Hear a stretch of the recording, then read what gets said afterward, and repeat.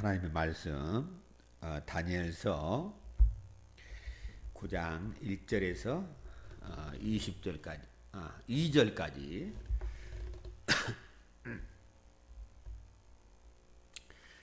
우리 1절, 2절, 2절을 우리 다 같이 합독하도록 합시다. 시작. 메대 족속 아하수에로의 아들 다리오가 갈대아 나라 왕으로 세움을 입던 원년 곧 그 통치 원년에 나 다니엘이 서책으로 말미암아 여호와의 말씀이 선지자 예레미야에게 임하여 고하신 그 연수를 깨달았나니 곧 예루살렘의 황망이 70년 만에 마치리라 하신 것이니라. 아멘. 여러분이 오늘 읽은 이 본문 다니엘서 이제 그 9장으로 넘어왔는데요. 다니엘서 9장은 아주 귀한 말씀이 기록되어 있는 장입니다. 우리 다니엘의 그 70일이라고 하는 예언의 말씀을 담고 있는 아주 귀한 말씀이 들어있는 장이에요.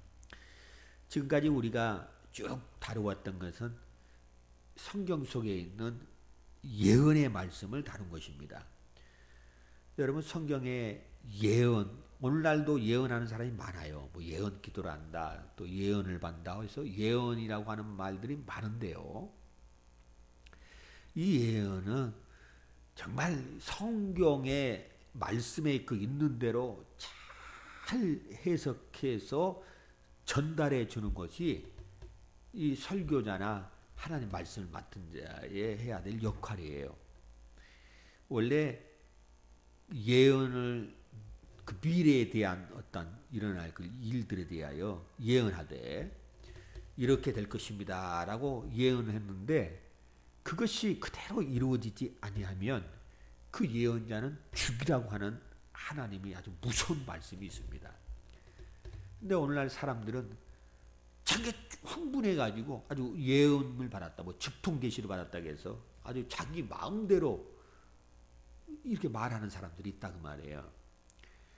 여러분, 성령은 진리의 영이시기 때문에 우리를 진리 가운데 인도하시고 진리를 가르치시고 깨달아 알도록 하시는 분이시다 그 말입니다. 또한 진리를 증거하시는 분이에요.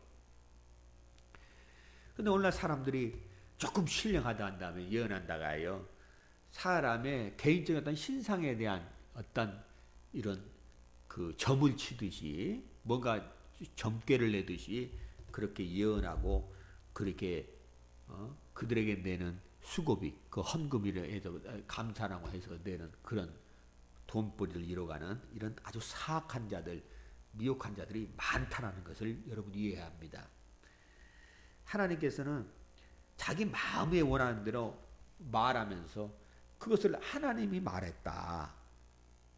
또 그게 하나님이 말했다라고 하는 그 말들이 이루어지지 아니하면 그는 거짓 대언자니까 그런 사람은 반드시 죽여라고 하는 거예요. 그러니까 이거 얼마나 무섭고 두려운 말입니까?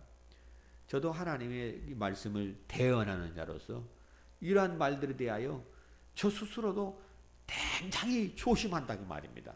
왜냐하면 이 말씀이 하나님이 하신 말씀이기 때문에 그런 거예요. 자, 우리 한번 신명기 18장을 한번 봅시다. 신명기 18장 자 20절부터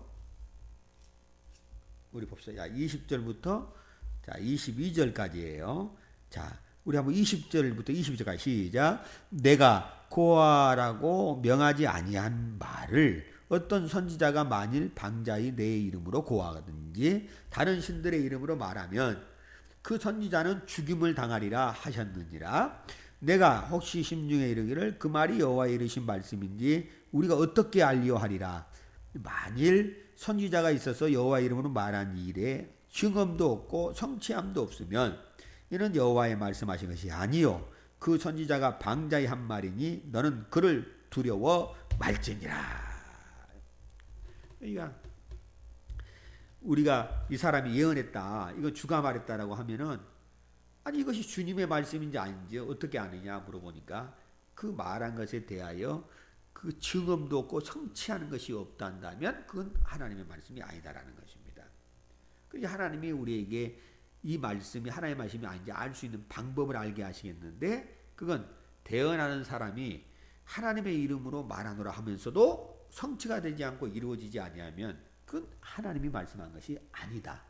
그건 대언자가 자기 뜻대로 자기 마음에 원하는 대로 말했으니까 그는 두려워하지 마라. 그는 죽여라. 이렇게 말한 거예요. 그러니까 예언이라고 하는 것이 얼마나 중요해요. 예언을 한 사람은 자기 목숨을 담보하여 예언한다고 하는 거예요. 그만큼의 예언한 사람은 신중해야 하고 책임감이 있어야 한다고 말입니다. 오늘날 조금만 충만하면 예언한다라고 예언기도 하고 예언한다라고 하는 그와 같은 그 말을 듣고 사람들이 현혹돼서 끌려다니는 거 보면 정말 안타까울 수밖에 없다고 말이야. 여러분 얼마 전에 그 12월 20단에 한반도에 전쟁이 난다고 주장했던 그 홍암계라는 여자 있죠. 그 사람이 만약에 구약 시대에 이 말씀이 기록된 이 시대에 태어났다면 그는 헛된 말을 하는 것으로 인해서 죽임을 당했을 것입니다. 왜? 그 말씀 안 이루어졌으니까요. 근데 오늘날 또 많은 사람들이 오해하는 게 나는 천국을 100번 갔다 왔다, 지옥을 몇 번 갔다 왔다고 하고 이렇게 천국 갔고 지옥을 갔다 왔다고 이런 사람들이 있어요. 여러분 이런 사람도 원래대로 죽어야 하는 것입니다.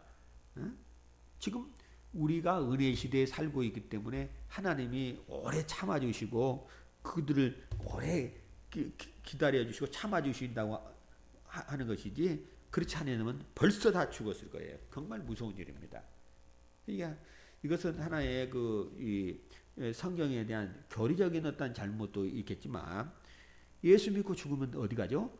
예, 궁극적으로는 천국을 가지만 그러나 예수 믿고 죽으면 낙원에 가게 됩니다. 천국이라고 하는 것은 부활한 신령한 몸을 입고 들어가는 거예요. 지옥도 마찬가지입니다. 부활하여 신령한 몸을 가지고 가는 거예요.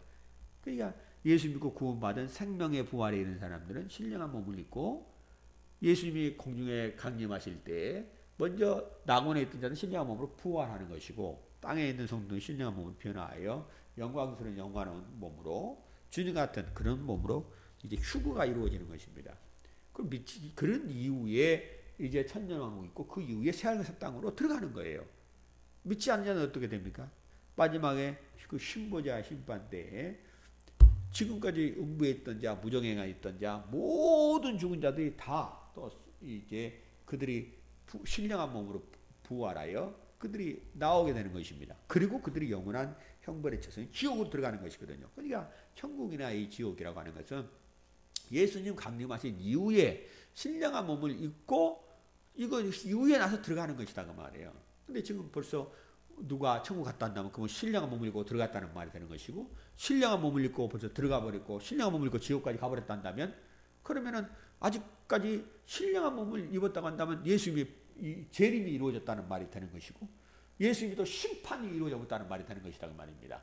근데 아직은 예수님은 재림하지 아니하셨고 또 신보자 심판은 아직 이제 이루어지지 않았다 그 말이에요. 그러니까 그런 말들을 알지 못한 채 이야기하는 것이라 그 말입니다. 이게 얼마나 위험한 것이겠습니까? 그래서 예언은 굉장히 예언하는 자도 사살의 예언해서는 안 되고 예언은 어느 시대든지 간에 자기 아주 목숨을 담보로 하여 하는 것이라고 하는 거. 왜? 그 일이 이루어지지 아니하면 그것으로 인해 그는 죽겠다고 하는 그와 같은 것이거든요. 그래서 하나님의 이름을 함부로 말하지 말라는 거예요.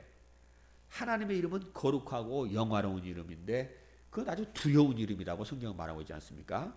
그래서 이 십계명에 보면 셋째 계명에도 하나님의 이름 망령들을 걷지 말라 이렇게 했어요. 말대로 하나님의 이름을 함부로 부르거나 그들이 하나님의 이름을 욕되게 하거나 한다면 그들 죽음을 면치한다고. 왜? 영원히 죄 없다지 아니하라 했거든요. 그래서 이 구약 시대 때 유대인들은 이 성경을 읽다가도 이 여호와라고 하는 하나님의 이름이 딱 나오면 그들은 그 이름 자체를 부를 수가 없어요. 왜? 함부로 불렀다간 죽을 수 있기 때문에. 그래서 아도나이랑 주여라고 하는 건 주여 하고 지나가는 것입니다. 성경을 필사하는 사람도 마찬가지예요. 필사하게 말씀을 기록한 사람이 여호와 하나님의 이름이 나오게 되면 그들이 벌써 자기 몸을 먼저 깨끗이 닦고 와서 필사를 할 정도로 그들은 하나님의 이름은 그들 앞에 아주 두려운 이름이고 영화로운 이름이었다고 말입니다. 지금 그래서 예언은 함부로 해서는 안 되는 거예요. 자, 예언은 함부로 해서는 안 된다. 시작. 예언은 함부로 해서는 안 된다. 절대. 그래서 예언한 사람은 자기 자신이 이건 목숨을 담보로 해서 이야기하는 것이다. 그러니까 거짓말 할 수 있겠습니까?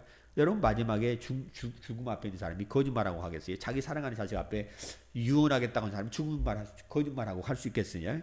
그런 어떤 심정으로 목사, 설교자나 이 말씀을 전하는 자는 말씀을 전할 수 있어야 한다 그 말입니다. 그래서 이처럼 이 성경을 특별히 가르치고 아주 어떤 성경 전체를 이렇게 강의하는 그런 사람은 성경의 앞뒤 문맥을 잘 살피고 가르쳐야 한다 그 말이에요. 이 말씀이 이해되지 않는다고 해서 너무 무리하게 해석하고 아닌 것을 가르쳐버리면 그들에게는 저주가 임해버릴 수 있기 때문에 이건 굉장히 잘 분별해야 한다. 그래 디모데후서 2장 15절에도 진리의 말씀을 옳게 분별하라는 것이죠. 이것이 어떤 시대에 누구에 대하여 말한 것인가를 정확하게 분별해서 전해줘야지만 그 말씀이 살아있는 아주 확실한 말씀이 되어지기 때문에 그렇게 말씀하는 것이라고 말입니다. 여러분 우리가 지금 다니엘서 특별히 8장부터 12장까지는 누구에 대한 이야기냐면 이건 이스라엘에 대한 이야기입니다. 이스라엘에 대한 이야기. 자 시작. 이스라엘에 대한 이야기. 야 여러분이 성경 66권이 우리 손에 이렇게 들려져 있으니까 이 성경이 다 우리에게 주신 이야기, 다 나에게 주신 이야기를 받아야 은혜가 되는 거예요. 근데 성경은 한 권 한 권이 분명히 하면은 그 수신자가 기록되어 있고 그 수신자들에게 하나님이 그 보낸 그 말씀들이 기록되어 있다라는 것이에요. 그러니까 우리가 그것을 또한 초월해버려서는 안 된다는 말입니다. 자, 그래서 우리 자꾸 이 다니엘서 8장 또 12장까지는 이건 이스라엘에 대한 이야기다라는 거. 오늘날 자꾸 사람들이 이 성경을 교회를 찾으려 하고 여기서 교회를 언급하고 자꾸 이것이 누구의 것이냐. 이것이 자꾸 이 유대인 하나님이 거룩하게 구별한 선민으로 삼은 유대인에 대한 이야기인데도 불구하고 자꾸 이런 관점을 갖고 있지 않고 이걸 자꾸 그냥 성경을 내가 읽고 있으니까 오늘날 교회에 이걸 적용시켜 본단 말이에요. 이게 안식교가 그렇게 한 거예요. 안식교가. 그래서 지금 이건 교회에 대한 이야기가 아니고 이건 이스라엘에 대한 이야기인데 교회라고 말해버리니까 이것이 문제가 생긴 것이라는 말입니다. 자, 우리가 마태복음도 보게 되면 왕의 복음이라고 하잖아요.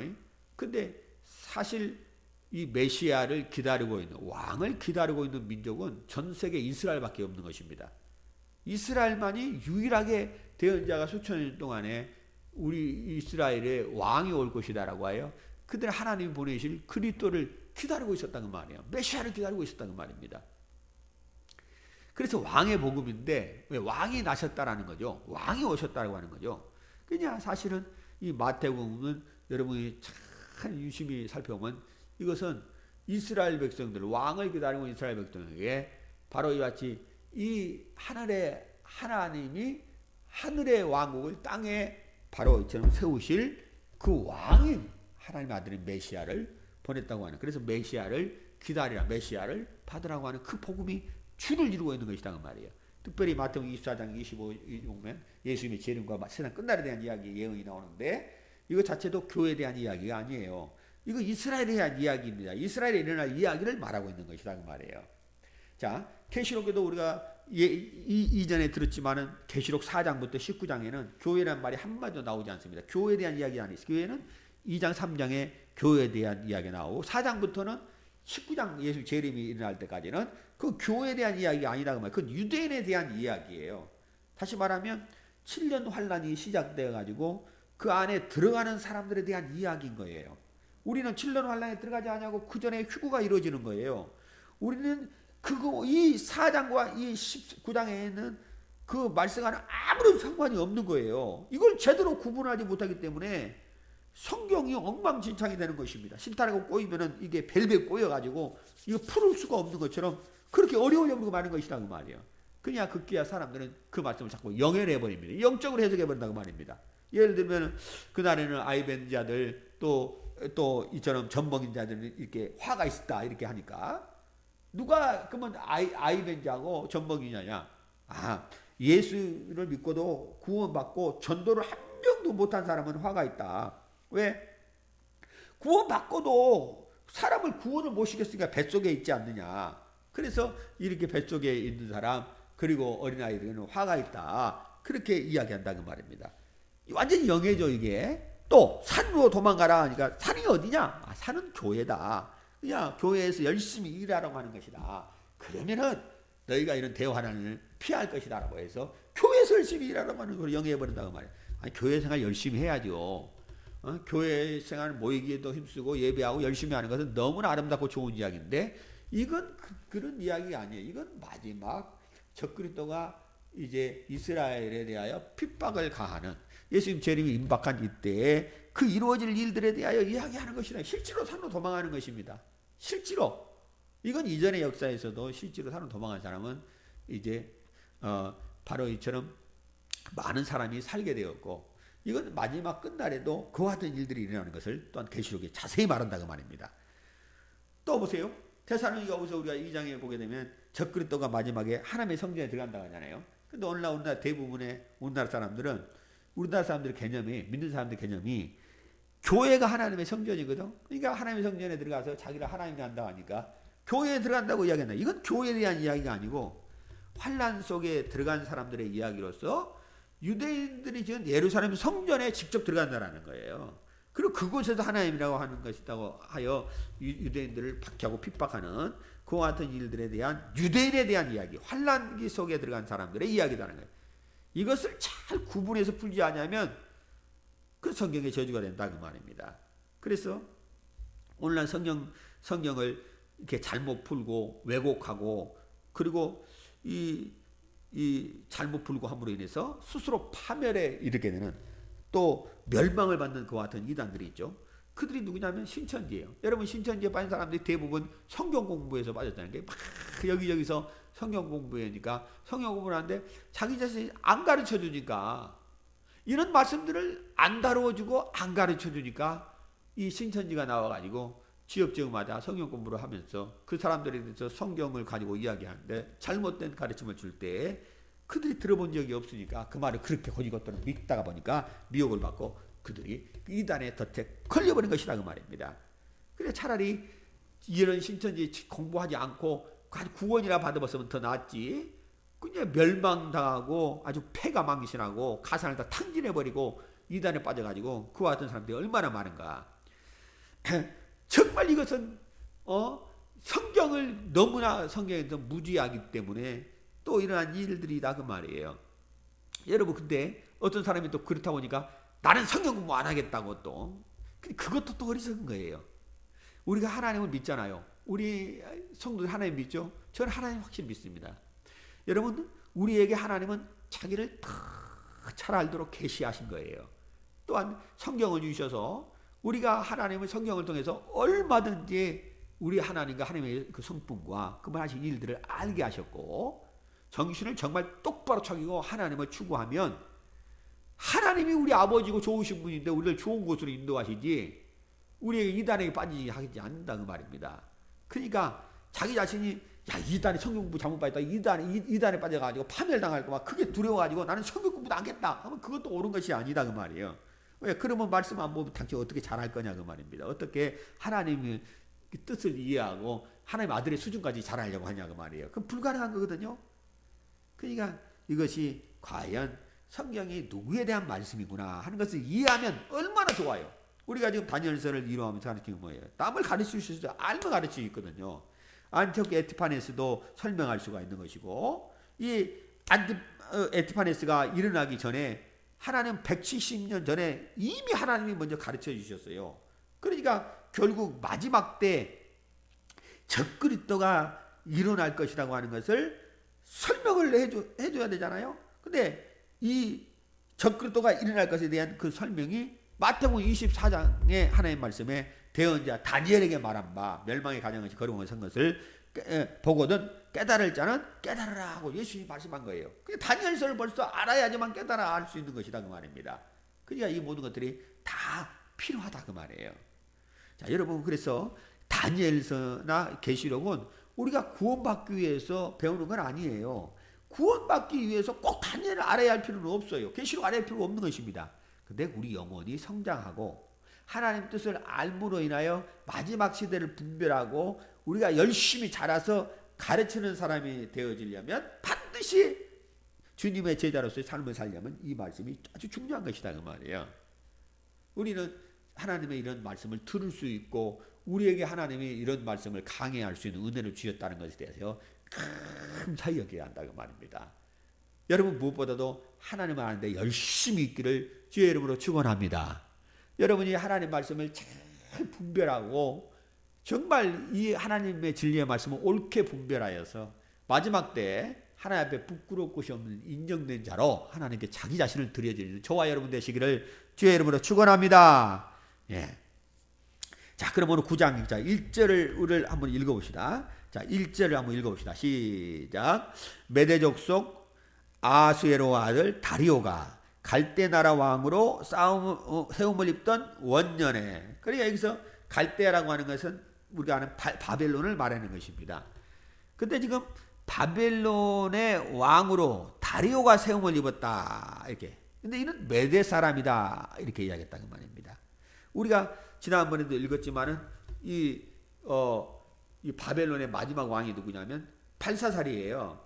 여러분 기억나십니까? 연행하다가 그 벽에 손가락이 나와서 이렇게 글을 썼던 것이 기억나죠? 그날 밤에 벨사살이 죽임을 당하고 바로 이 메대 사람, 메대 페르시아 이 메대 사람 다리오가 바벨론을 자기 손 안에 넣는 내용이 다니엘서 5장 30절에 이렇게 나와 있습니다. 그때 다리오 나이가 몇 살이냐면 62세였는데 이 다니엘서 지금 9장은 다리오가 왕이 되던 그 원년인데 그때가 언제 때냐면 BC 539년이에요. 그러니까 그리고 나서 이제 3년이 지나면 고레스가 이제 메데나 페르시아 바벨론 전체를 통합하여 왕이 되면서 유대인들에게 바벨론을 떠나서 내가 예루살렘으로 돌아가도 좋다고 하는 칙령을 내리는 그런 때가 돌아오게 되는 것입니다. 그러니까 여기 9장 1절에 왕으로 세워진 원년이에요. 자, 다리오가 왕으로 세워진 원년. 시작. 다리오가 왕으로 세워진 원년. 그러니까 이 다리오는 메대 사람인데 다리오가 왕으로 세워졌다. 누군가 왕으로 세웠을 거 아니에요. 그 세운 사람이 누구냐면 고레스가 왕을 세운 것입니다. 그러니까 고레스는 이미 페르시아의 왕이었고 그리고 바벨론을 점령하라고 메대 사람 다리오를 보낸 거예요. 그러니까 메대 사람이 다리오가 바벨론을 정복시켰을 때 고레스가 그럼 네가 잠시 동안 이 바벨론을 통치하는 왕이 되라고 또 그는 특별히나 이 다리오는 이 고레스의 친척지간이었다고 말입니다. 그리고 20살이나 더 많았어요. 그러니까 고레스는 당시 한 40살 정도 됐는데 이는 62세였으니까 그래서 그에게 왕을 세운 것입니다. 그런 이후에 3년이 지나니까 고레스가 이제 바벨론과 메대, 페르시아를 완전 통합해서 초대 왕이 되는 것이에요. 그리고 나서 그때 너희들이 돌아가도 좋다라고 하는 칙령을 내리게 되는 것이다. 이렇게 우리가 이제 이해하면 우리가 옳다고 말입니다. 자, 여러분이 그냥 들으면서 또 이해해 보세요. 그러니까 다시 말하면 자, 우리가 8장에 가고 또 7장. 7장의 환상을 보면 7장의 환상을 받은 다니엘이 그 환상은 벨사셀 왕의 1년 때 주어진 거예요. 근데 이 8장에는 또 벨사셀 왕 3년에 주어진 환상이에요. 벌써 차이가 있죠? 근데 이 9장은 언제 주어진 환상이냐?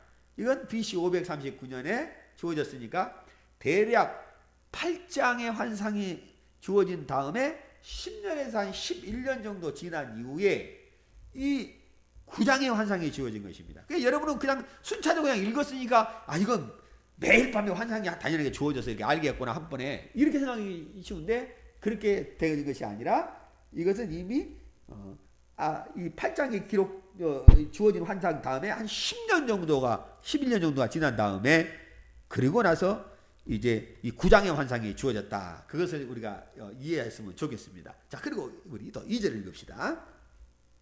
자, 2절 시작. 곧 그 통치 원년에 나 다니엘이 서책으로 말미암아 여호와의 말씀이 선지자 예레미야에게 임하여 고하신 그 연수를 깨달았나니 곧 예루살렘의 황무함이 70년 만에 마치려 하신 것이니라. 그러니까 지금 이제 다니엘과 유다 백성들이 바벨론 포로로 생활하고 있잖아요. 근데 그들이 항상 궁금하지 않겠어요? 그들이 분명히 하나님께 반역하여 하나님 앞에서 이방 민족 앞에 수치를 당하고 포로로 종노하고 있는데 어느 때까지 자기 자신이 포로 생활이 될 것인가? 그런 것들에 대한 그들은 궁금이 있었다고 말입니다.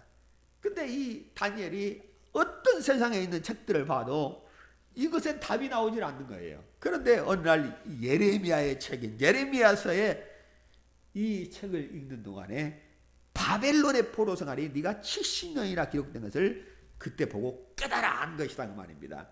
그러니까 지금 벌써 다니엘에게는 엄청난 희망이 그 마음에 막 용솟음 쳤을 것이다 그 말이에요. 왜냐하면 다니엘이 이 땅에 포로로 올 때가 BC 606년이었는데 그때부터 70년이라 한다면 BC 536년에는 그들이 하나님이 돌아가라고 할 것이라고 하는 이 약속을 그 명령을 있을 것이라고 한 것에 대하여 이미 이걸 확인했다는 말입니다. 근데 지금 BC 539년이니까 다니엘이 이제 3년만 있으면 모든 것이 끝나는 거라는 걸 알게 된 거예요. 3년만 있으면 이스라엘이 유다 백성들이 바벨론의 포로 생활에서 완전히 모든 걸 끝내고 이제는 자기 본토로 돌아가겠다고 하는 이러한 내용을 알게 되었다고 말입니다. 어디서 알게 됐다고요? 예레미야의 책에서. 예레미야에서. 그러니까 이루가 성경이 귀함이 여기가 있는 것이라고 말이에요. 세상책에서 알려주지 아니하는 그와 같은 일들을 우리 하나님이 작정하시고 또 이뤄가시는 아주 은밀한 모든 일들에 대하여 성경을 통하여 하나님은 우리에게 기록하셔서 알게 해주시고 우리의 눈을 열어서 보게 하시고 또 그와 같은 이들의 소망하게 하셨으니까 얼마나 감사하냐고 말입니다. 야, 성경이 얼마나 감사하냐고 말이에요.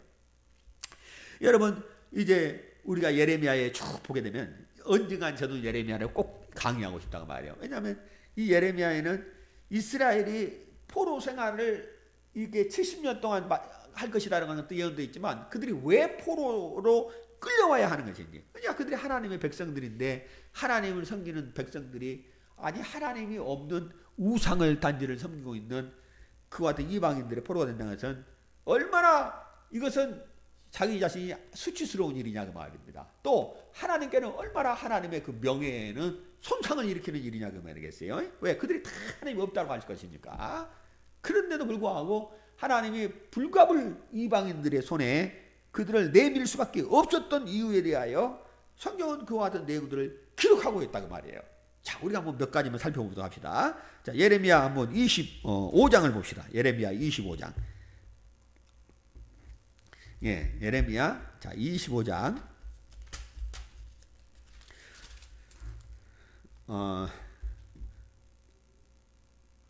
자, 우리 자 11절을 한번 읽습니다. 자, 11절. 자, 시작. 이 온 땅이 황폐하여 놀램이 될 것이며 이 나라들은 70년 동안 바벨론 왕을 섬기리라. 그러니까 70년 동안 바벨론 왕을 섬기는데 자, 우리 12절을 읽어봐요. 12절. 시작. 나 여호와가 말하노라 70년이 마치면 내가 바벨론 왕과 그 나라와 갈대아인의 땅을 그 제약을 인하여 벌하며 영영이 황무케 하되. 그러니까 이제 70년이 지난 다음에는 하나님이 이 갈대아 땅 그러니까 바벨론을 완전히 제약으로 멸하겠다. 하나님이 징계하시는 방법에 대해 말씀했잖아요. 하나님이 백성들이 말을 안 들으면 이방 신을 섬기는 우상을 섬기는 자들 손에 붙여서 징계를 받게 하고 그리고 하나님 백성을 징계하는 그들을 또한 하나님은 형벌해 버리시는. 그러니까 하나님이 그와 같이 역사하시거든요. 근데 이 70년이 포로 생활이 마치게 되면 이제 바벨론 왕과 그 나라와 갈대아인들의 바벨론 땅을 다 제약을 벌하여 영영이 황무케 만들어 보겠다. 그러니까 하나님이 이 말씀은 그대로 이루어진 거예요. 이 말씀 이후에 단 한 번도 바벨론은 이전의 그 영화를 회복하지 못하고 끝이 난 것이다 그 말입니다. 그렇게 된 것입니다. 자, 그래서 자, 우리 또 번째를 봅시다.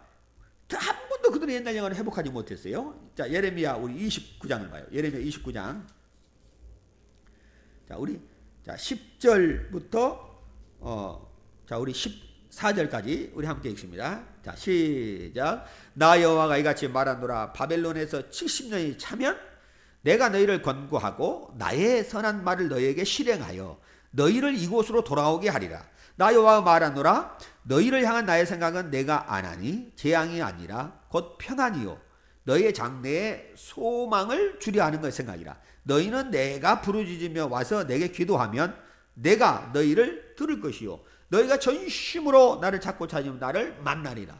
나 여호와가 말하노라. 내가 너희에게 만나지겠고 너희를 포로된 중에서 다시 돌아오게 하되 내가 쫓아보내었던 열방과 모든 곳에서 모아 사로잡혀 떠나게 하던 본 곳으로 돌아오게 하리라. 여호와의 말이니라 하셨느니라. 이렇게 한다면 하나님이 이스라엘 하여금 돌아오겠다. 하나님의 백성 돌아오겠다 말한다고 말입니다.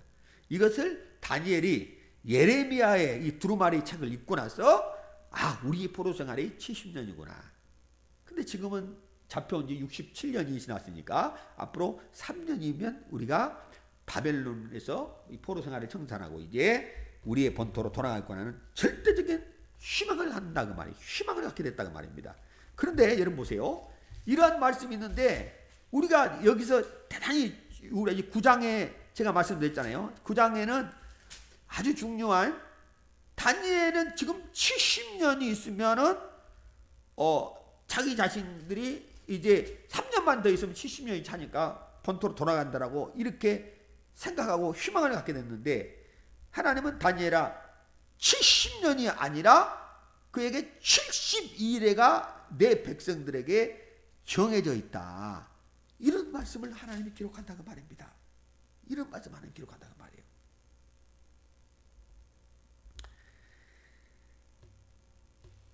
그러니까 바로 이처럼 하나님께서 이러하지 하나님의 백성들을 향하여 하나님이 정한 것은 70년에 돌아가는 것이 아니라 이것을 통해서 72대가 하나님 앞에서 이제 정해진 것에 대하여 하나님은 이제 다니엘서 9장에 하나님께서 바로 그와 같이 기록하고 있다는 말입니다. 자, 70일에 시작. 70일에. 그러니까 다니엘은 70년이구나 하고 3년 남았다 이렇게 생각했는데 하나님은 1차적으로 바벨론의 포로로 돌아가는 것을 말하면서 궁극적으로 하나님은 뭘 말하냐면 이제 메시아가 오신 이후에 모든 것이 진행되고 내 백성이 진짜로 하나님께로 또 본토로 돌아가게 되는 그와 같은 일들이 정해져 있다.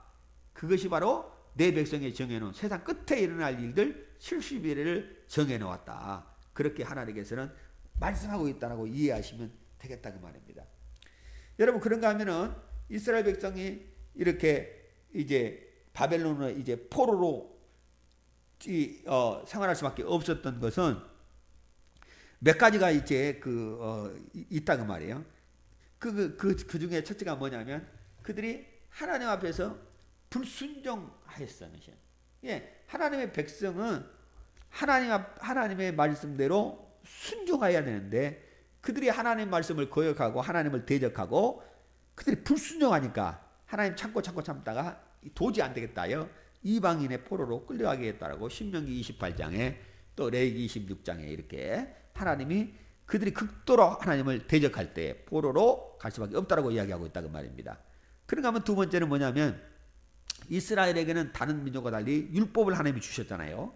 이집트에서 나올 때 하나님께서 그들 모세를 통해서 율법을 주셨는데 율법에는 항상 안식일 그래서 이제 전날부터 6일까지 일하고 일했자는 반드시 시기에서 그들은 안식일을 지켰잖아요. 안식일을 일하면 죽여라 이렇게 율법한 것처럼 땅도 안식년이라는 게 있거든요. 그래서 6년 동안 경작을 하고 7년에는 땅을 쉬게 했습니다. 여러분 사람이 말이요 일주일 내에 여러분 이걸 이해해야 돼요. 일주일에 사람들이 그 7일을 한 번도 안 쉬고 일하고 365일 일하죠. 건강을 해치게 됩니다. 하나님께서는 사람이 6일 동안 일하고 하루를 쉬게 함으로 인해서 다시 기력을 얻고 힘을 얻게 해주셨단 말이에요. 이게 하나님의 원리예요. 반드시 이게 힘이 있는 것입니다. 쉬니까 365일 놀고 쉬면 게으르고 터져서 이건 악한 거죠. 근데 일하는 사람은 쉼도 일에 포함된 것이라는 거. 더 성과를 낼 수 있고 그 기력이 있음으로 인해서 더 일을 할 수 있기 때문에 땅도 마찬가지다. 그래서 하나님이 땅에 대해서 6년 동안 일을 하고 그러고 나서 7년 때는 반드시 안식년을 쉬게끔 했다 그 말이에요. 그래야 땅도 기력을 어떤 힘을 얻고 기력을 낼 거 아니냐 그 말인 겁니다. 근데 이스라엘은 하나님 예레미야를 통해서 말씀한 게 뭐냐면 아주 그냥 490년 동안에 한 번도 안식년을 땅에게 주지 않았던 거예요. 그러니까 땅이 죽었다. 이스라엘이 그래서 땅이 죽으니까 하나님이 70년 동안에 그 땅을 이들이 포로 잡혀가면 땅이 일하지 않고 황폐화 될 것이니까 그 막 짐승도 마음대로 다니고 하면은 그리고 나서 땅을 다시 개간하여 경작할 수 있도록 그래서 하나님이 어쩔 수 없이 이 땅에서 내가 내어가게끔 했다라고 하는 또 그런 말씀들이 성경에 나와 있다고 말입니다. 그래서 하나님이 그들을 이처럼 그 이방인의 손에서 그들을 이제 포로로 그들이 이렇게 남게 하신 것들에 대하여 하나님이 땅에 또한 안식을 주시는 그와 같은 또 이야기가 이와 같이 나와 있는 것이다 그 말입니다. 자, 우리 한번 봐봐요. 역대하 우리 한번 36장 봅시다. 역대하 36장. 자, 19절에서 21절까지 우리 함께 읽습니다. 자, 역대하 36장 자 19절에서 21절까지 시작. 또 하나님의 전을 불사르며 예루살렘 성을 헐며 그 모든 궁실을 불사르며 그 모든 귀한 귀명을 회파하고 무릇 칼에서 벗어난 자를 저가 바벨론으로 사로잡아 가매 무리가 거기서 갈대 왕과 그 자손의 노예가 되어 바사국이 주재할 때까지 이르리라. 이에 토지가 황무하여 안식년을 누림같이 안식하여 70년을 지내었으니 여호와께서 예레미야에게 우라신 말씀이 응하였더라. 그러니까 이 땅에도 70년 동안 포로 잡혀온 동안에 안식년을 이루기 위해서 그 땅을 쉬게 했다고 하는 것에 대하여 또한 말씀하고 있는 것이다 그 말입니다. 마지막에 하나님이 이 70년이라고 하는 것은 예레미야를 통해서 이제 하나님이 주셨다. 그러니까 예레미야서를 통해서 어떤 세상에 있는 책에서도 하나님이 하시는 그 일들에 대하여 기록된 것이 없지만 이 이스라엘 백성들이 포로 생활에서 귀환하고 돌아갈 수 있는 70년이라고 하는 이 기한이 정해져 있다고 하는 사실을 그 예레미야의 두루마리를 통해서 예레미야 책을 통해서 이것을 다니엘이 확인한 것이라고 합니다. 그러니까 포로 생활했던 다니엘에게는 엄청난 이것은 위로가 되고 그런 아주 희망이 되었을 것이다 그 말입니다. 그래서 이제 우리가 3년 동안 남았구나. 이제는 3년만 인내하고 견디면 우리에게 이렇던 좋은 날이 있겠구나 하는 하나님의 어떤 목적이 이루어지게 되는 이제 그와 같은 기록이 이곳에 담겨져 있다는 말이에요. 한 가지만 여러분 말씀을 전하고 제가 마치겠는데, 근데 우리가 예레미야의 그 36장에 이렇게 보게 되면 아주 사악한 왕이 한 사람이 나옵니다. 그가 누구냐면 여호야김이거든요. 여호야김.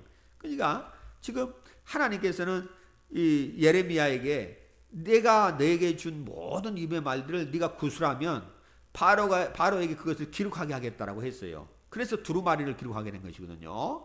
그러니까 발 앞에서 그 두루마리를 낭독했다 그 말입니다. 근데 이게 이 기록했던 낭독했던 이 두루마리를 여호야김이라는 이 왕이 말이요, 아주 겨울 하루에 막 불을 입혀놓고 그가 낭독할 때 이제 두루마리를 가지고 오게 해서 그것을 찢어가지고 하나님의 말씀을 완전히 불태워서 없애버린다 그 말입니다. 그와 같이 그래서 예레미야의 그 원본 자체가 없어져 버린 거예요. 그러니까 이처럼 아주 그냥 아주 이런 악한 일이 이 여호와의 김을 통해서 일어난 것이라는 말입니다. 자, 그런 다음에 하나님께서요, 이게요, 여러분이 한번 예레미야 36장을 한번 이렇게 쭉 읽어보면은 그 내용들이 이렇게 나와 있습니다. 집에 가서 한번 또 읽어보시고. 자, 그래서 이후에 하나님이 예레미야를 다시 불러서 내가 내게 준 이미 말들 다시 구술하고 너는 바르게 기록하라 해서 지금 오늘 우리가 보는 예레미야서가 남아있는 거예요. 그러니까 하나님 말씀이 지금까지도 이처럼 이 시간까지도 오게 되고 이건 다니엘만 그 예레미야를 통해서 본 것이 아니라 예레미야를 통해서 다니엘에도 한 것이지만 이스라엘도 한 것이지만 오늘 우리에까지 왔다는 말입니다. 여호야김이 원본을 찢어서 불에 태웠지만 하나님은 이 말씀을 보존해 주셔서 오늘날 우리가 이 말씀을 통해서 또 마지막 때에 얼마나 우리를 위로하게 되고 이 말씀을 살펴낼 때마다 얼마나 우리 자신들이 또한 소망을 갖게 되는지 이루 말할 수 없다고 말이에요. 여러분 특별히 예레미야의 말씀은 굉장히 중요한 말씀이에요. 저는 언젠가는 예레미야서를 또 반드시 저는 강의를 할 건데 이 예레미야서는 저와 여러분이 그 믿음 생활하는 데 있어서 우리가 육신에 살아가는 동안에는 많은 환난과 시련과 어려움을 당하거든요. 그때 예레미야를 보세요. 야, 누가 어려움과 슬픔이 있다. 그럼 예레미야를 보시라고 권하세요. 내가 막 고난이 있고 아직 고통이 있고 희망이 없다. 예레미야를 보라고 하세요. 그만큼 예레미야는 오늘날 믿음 생활하는 데 있어서 어려움을 당하는 그리스도인들에게 얼마나 이것은 소중한 책인지 예레미야를 통해서 하나님께서 우리를 위로하시고 오늘 우리가 이 말씀을 통해서 소망을 갖게 해주셨다는 말입니다. 예레미야가 너무 힘드니까 하나님 백성에게 아주 그냥 하나님 말씀을 전해도 말씀 듣지도 아니하지. 예레미야 당시에 예레미야가 얼마나 왕부터 백성들에까지 따돌림을 당하고 그렇게 고통을 받았느냐 그 말이에요. 40년 동안 하나님 말씀을 울며 선포했는데도 불구하고 구원받거나 예레미야를 따르는 자가 10손가락 안에 들어가니까 얼마나 힘들었겠느냐 그 말입니다. 그러니까 예레미야 마음속에 내가 하나님 말씀을 전하지 않겠다. 아주 막 마음속에 낙심이 되고 포기가 됐던 경이 있었던 그 말입니다. 그런데도 불구하고 예레미야가 어떻게 고백을 하게 되느냐. 여러분 예레미야가 하나님 말씀을 전하면서 막 아주 그냥 굴에 진흙탕 속에 물 없는 그 진흙탕이 있는 그런 굴 속에 집어 던져서 지하 감옥과 같은 곳에 넣어졌는데 갇히니까 뭘 먹었겠어요. 지새끼나 돌아다니지 먹을 것도 없지. 아주 어둠컴컴한 그런 상황 중에서 아주 그냥 너무너무 하나님이 일하다가 이런 곤란한 일 당하고 이러한 고통을 당할 때 하나님이 사자를 보내서 그를 구출해 내주고 그렇죠? 매를 맞고 시련 가운데서도 하나님 말씀을 계속 전하는 이런 과정들이 온다고 말입니다. 그렇게 해서 하나님이 예레미야의 이 말씀들이 보존해서 오늘날 우리의 손에까지도 이것이 들려졌다는 것이 얼마나 이것이 큰 위로고 또 우리에게 능력이 된지는 말할 수 없다는 말입니다. 하나님의 말씀은 하나님이 보존하신다. 근데 이 하나님 말씀은 절대적으로 예언을 담고 있고 오늘날 믿는 자들에게 있어서는 우리 자신에 향한 궁극적인 하나님의 그 뜻이 이 시대를 향한 하나님의 그 음성과 또 우리에게 예비하신 모든 일들에 대하여 아주 이것을 세밀하게 기록하고 있기 때문에 우리가 하나님의 이 말씀이 우리 속에서 들려 있다는 것, 우리가 또 이 말씀을 듣는다는 것은 엄청난 위로. 특별히 이 예레미야서 같은 경우는 다니엘에게도 이것을 통해서 엄청난 위로가 되었지만 우리 안에 이와 같이 성경 66권이 들려져 있다고 하는 것은 엄청난 우리가 감사가 아닐 수가 없다고 말입니다.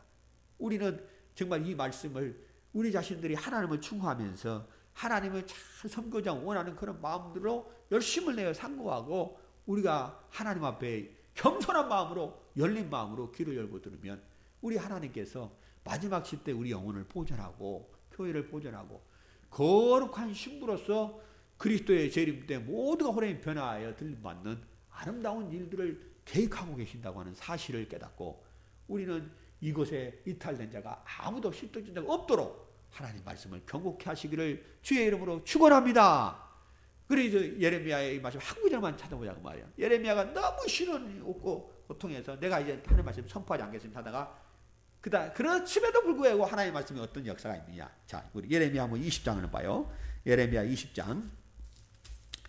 예레미야 20장. 자, 7절부터 우리 9절까지 한번 읽습니다. 7절부터 9절까지. 자, 우리 함께 읽습니다. 자, 시작. 여호와여 주께서 나를 권유하심으로 내가 그 권유를 받았사오며 주께서 나보다 강하사 이기셨으므로 내가 조롱거리가 되니 사람마다 정일토록 나를 조롱하나이다. 대저 내가 말할 때마다 외치며 강포와 멸망을 부르짖더니 여호와의 말씀으로 하여 내가 종일토록 치욕과 모욕거리가 됩니다. 내가 다시는 여호와를 선포하지 아니하며 그 이름을 말하지 아니하려 하면 나의 중심이 불붙는 것 같아서 골수에 사무치니 답답하여 견딜 수 없나이다. 아주 그냥 하나님의 말씀을 전하도 사람들이 하나님 말씀을 받지도 아니하고 도리어 막 더 조롱을 하고 그리고 아주 그들이 강포하고 하니까 하나님 말씀을 전하는 자기에게 치욕과 모욕거리가 됐다는 것입니다. 내가 말씀을 전하지 않았다면 이런 일을 당하지 않을 건데 하나님 말씀을 전함으로 인하여 이와 같은 일들을 당했다. 그래서 내가 다시는 하나님을 선포하지 아니하고 그 이름 말하지 아니하겠다. 이렇게 나는 더 이상 이제 말씀을 전하지 않겠다고 포기했다고 하는 거예요. 그런데 내가 말하지 않으면 나의 중심이, 나의 영혼이, 나의 이 심장이 불붙은 것 같아서 골수에 사무치니까 답답하게 견딜 수 없다. 가만히 있을 수 없다라는 것입니다. 그래서 예레미야가 하나님의 이 말씀을 들고 그 받든 안 받든 상관없이 가서 그들이 그와 같이 전하는 그와 같은 일들이 나온다는 말이에요. 우리 한번 읽었으니까 10절부터 13절까지 한번 쭉 읽어봅시다. 10절부터 13절까지 시작. 나는 무리의 비방과 사방의 두려움을 들었나이다. 그들이 이르기를 고소하라 우리도 고소하리라 하오며 나의 친함부터 다 나의 타락하기를 기다리며 피차 이르기를 그가 혹시 유혹을 받으리니 우리가 그를 이기며 우리 원수를 갚자 하나이다. 그러하오나 여호와는 두려운 용사가 되시며 나와 함께 하시는 거로 나를 박해하는 자가 넘어지고 이기지 못할 것이로며 그들은 지혜롭게 행치 못함으로 큰 수욕을 당하리오니 그 수욕은 영영이 있지 못할 것이니이다. 의인을 시험하사 그 배부와 심장을 보시는 만군의 여호와여 나의 사정을 주께 아뢰었사온즉 주께서 그들에게 보수하심을 나로 보게 하옵소서. 함께 여호와께 노래하라. 너희는 여호와를 찬양하라. 가난한 자의 생명을 행악한 자의 손에서 구원하였음이니라. 아멘. 여러분 지금 이 다니엘이 이 예레미야서를 통해서 이스라엘이 70년 후에는 본토로 돌아가겠다고 하는 이 같은 말씀을 발견하고 너무 흥분되었다고 말이에요. 근데 하나님은 이 이스라엘이 이제 3년 후면 돌아가게 되는 70년이 차 3년 후면 돌아가게 되는 이 일을 통해서 하나님은 이것을 말하고 싶은 것이 아니라 마지막 때에 70일에 관해 일하면서 그때 마지막 때에 일어날 이 사람에게 돌아올 그와 같은 일들에 대해서 말씀하고 있는 것입니다. 여러분 우리는 하나님의 이 말씀을 통하여 우리에게 주어진 이 말씀을 아주 귀히 여기면서 하나님이 우리에게 특별히 예언해 주셨던 말씀 주님이 다시 오시리라. 그때는 우리가 호련히 신령한 몸으로 변화하여 휴거가 이루어지고 또 잠자는 자들은 깨어나여 신령한 몸으로 부활하여 공중에서 주를 뵙고 혼연치가 이루어지는 영광스러운 복된 날이 우리 앞에 있다는 걸 사실 깨닫고 세상에 소망을 두지 말고 하나님을 바라보고 하나님 말씀을 의지하면서 하루하루 하나님께 경배하는 아름다운 삶을 이루어 가시기를 주의 이름으로 축원합니다. 기도합시다. 하나님 우리 아버지 우리의 영혼을 오늘도 거룩하게 하시고 하나님 말씀을 주심을 감사합니다. 오늘 이 말씀을 받은 심령들이 우리의 손에 들려지는 이 귀한 하나님의 말씀 예언을 담고 있는 이 말씀들을 귀히 여겨서 저들이 그 말씀을 잘 분별하여 가르칠 수 있는 능력 있는 자들로 세워지게 하시고 마지막 때 우리 주 예수께서 하신 말씀은 신실하여 하나님의 약속은 반드시 이루어질 것을 깨달아 온 세상에 경고의 나팔을 부르며 구원의 은혜의 나팔을 부를 수 있는 아름다운 심령들 회개의 나팔을 부를 수 있는 하나님의 사람들이 되게 하여 주시옵소서. 이 사명을 우리 모두가 감당케 하여 주시옵소서. 예수의 이름 받들어 기도합나이다.